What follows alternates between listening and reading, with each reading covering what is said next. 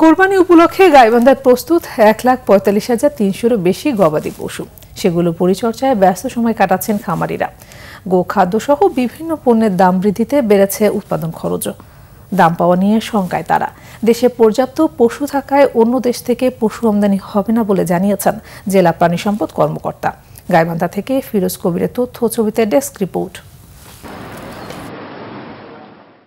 প্রাকৃতিক উপায়ে স্বাস্থ্যসম্মতভাবে গরু মোটা তাজা করছেন গাইবান্ধার খামারিরা।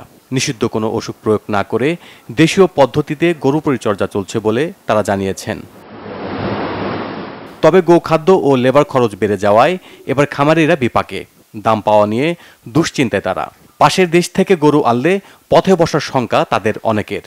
10টার মধ্যে গোসল করাবো, গোসল করে তারপর ঘাসপাল কাটবো, ঘাসপাল কাটিয়ে আবার 12টার পর খাদ্য দেবো। যদি আমাদের মহাজন যদি লাভবান হয় হয়তো আমাদেরকে কিছু বকশিস দেবে, আর যদি আমাদের মহাজন লাভবান না হয় তাহলে আমরা যে গরিব মানুষ আছি আমরাও পাবো না, উনিও পাবে না। গত হাটে গরু নিয়ে গেছিলাম আমরা, বাজার কম করছে, আবার ঘুরে নিয়ে যাচ্ছি।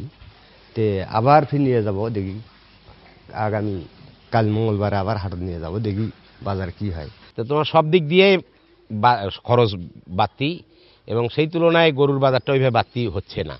তবে তারপরে যদি ইন্ডিয়ান গরু না ঢোকে তবু কৃষকরা দুটো একটা পয়সা হয়তো পাবে।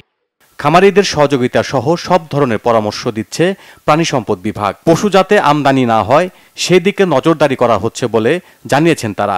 বিগত প্রায় 6 মাস যাবত তাদের বিভিন্ন উৎপাদন ক্ষেত্রে, বিশেষ করে নিরাপদ মাংস উৎপাদনের ক্ষেত্রে গরু হৃষ্টপুষ্ট করানোর জন্য, খাদ্য উৎপাদন খরচ কমানোর জন্য তাদেরকে দানাদার খাদ্যের কমায় নিয়ে এসে ঘাস উৎপাদনের ক্ষেত্রে আমরা বেশি পরামর্শ দিয়েছি।